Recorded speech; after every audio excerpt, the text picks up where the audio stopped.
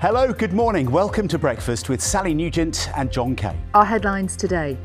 The murder of Stephen Lawrence. The BBC names a sixth suspect. An exclusive investigation identifies Matthew White publicly for the first time. The wife and mother of two of the victims of last week's Titanic submersible disaster tells us about the moment she realised neither of them would survive.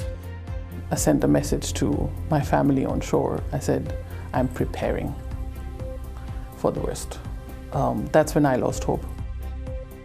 Good morning. As rising interest rates take hold, nearly half of mortgage payers say they are already struggling with debt. We'll go behind the scenes at a charity to hear about the help that's on offer.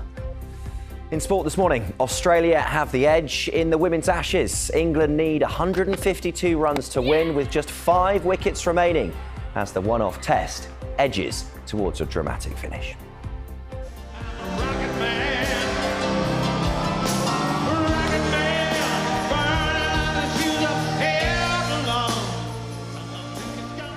Elton John brings Glastonbury to a close with a bang in his final UK show. Good morning. Yesterday, Coningsby in Lincolnshire reached 32.2 Celsius. This week, it's going to be much fresher, more changeable. There'll be rain and sunshine at times. But I'll have all the details throughout this morning's programme.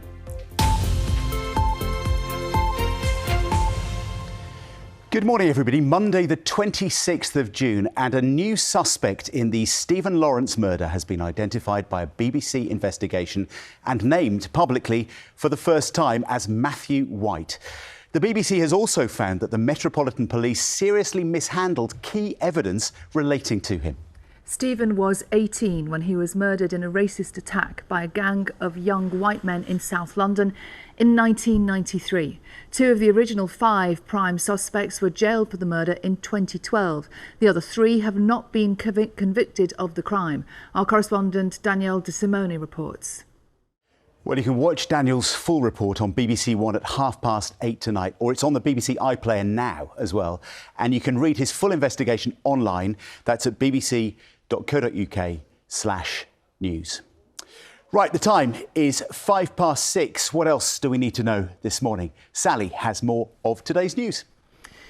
Now, the wife and mother of Shahzada Anne-Suleiman Dawood, who died on the submersible which imploded while exploring the wreck of the Titanic, has told the BBC that she was originally supposed to be on that trip. Christine Dawood said she'd given up her place for Suleiman, who'd wanted to break a world record by completing his Rubik's Cube near the seabed. She spoke to our North America correspondent, Nomia Iqbal. To 22 in the south. So, Sal and John, it's all changed this week. What we would expect is British weather. Exactly, and it's nice of you to tie in the orange with the colours around you as well, Carol. That's very thoughtful of you. I'd like to say, John, it's all my own work. It's not. I like your new weather map. Very posh. You know, I'm used to being in a broom cupboard to do the weather in the mornings. So it's so nice to actually be able to walk over and walk back. It's a whole new world for me. It is. It's lovely to have you here, Carol. Thank you. Get back in your cupboard. We'll be back in half an hour's time. It's 6:18. Let's look at some of the Monday morning papers, shall we? And what a dramatic weekend it's been. UK must prepare for sudden collapse of Russia. Sally got a bit tired there. Just needed a little bit of help at the end on that walk.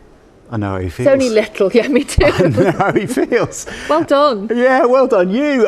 Thank you for joining us this morning. Thanks for your lovely messages about our new sofa and our new studio. We will welcome you back here, as ever, tomorrow morning from 6 o'clock. Now on BBC One, it's time for Morning Live with Michelle and Gordon. Morning, both.